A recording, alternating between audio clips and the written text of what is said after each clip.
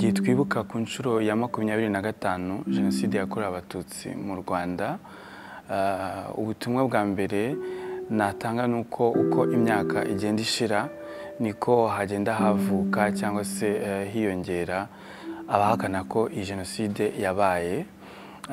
Icyo navuga nuko gushira ku imyaka myinshi ntabwo bivuga ko bitabaye.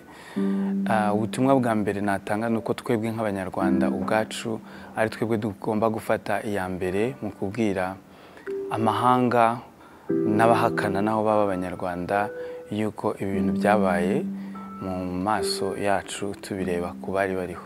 Ku rubyiruko rutabonye Jenoside, wenda abari bato cyane cyangwa abavutse nyuma, ni igihe cyacu cyo kumenya ko ikintu cyose kijyanye n'amacakubiri uwo cyaturukaho wese naho yaba umubyeyi wawe cyangwa undi muntu w'inkoramutima, nitwe tugomba gufata iya mbere mu kubirwanya. Icyo nabwira abahanzi ba none nuko dufite uruhare runini, dukwiye kugira uruhare runini cyane mu kubaka iyi sosiyete yasenywe n'abantu benshi, ariko harimo n'abahanzi batubanjirije.